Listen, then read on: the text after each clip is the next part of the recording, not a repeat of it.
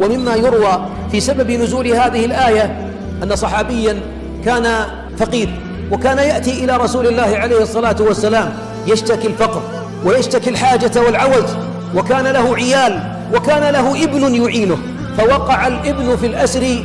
فلما وقع أتى إلى رسول الله يخبره أن قلب أم هذا الأسير كاد أن ينفطر وعينها تقرحت وهو لا زال محتاجا، فبحث الحبيب له عن شيء يعطيه فما وجد، فأعطاه بوابة مفتاح الكرب ومفتاح الفرج، فقال له اتق الله واصبر.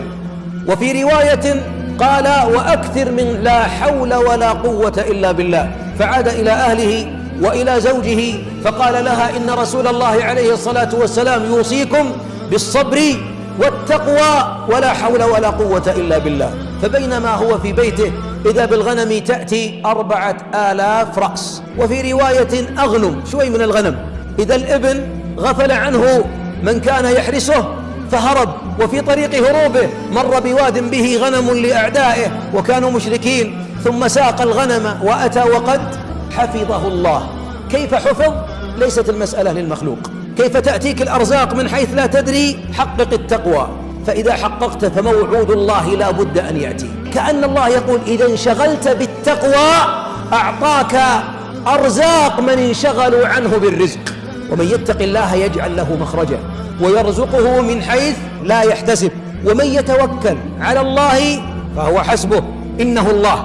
وكل ما عندك من الله ولا حول لك ولا قوة فيما وهبك الله، إنه الوهاب إنه الرزاق. أبقى في بطنك حفرة غائرة تذكرك أنك كنت في بطن أمك ترتبط بها الحفرة، طريق الحبل السري، وكان يرزقك الرزاق معه 9 أشهر وأنت لا تدري. ولذلك الرزق الذي يأتيك من غير ما تحتسب ليس رزق المال فقط، الهداية، انشراح الصدر، صلاح الأبناء، طول العمر، كلها أرزاق يعطيك الله إياها. فقط اللي عليك حقق التقوى. ولاحظ من غير ما تحتسب، لأن الغير ما تحتسب هذا يسعد فؤادك يدهش قلبك.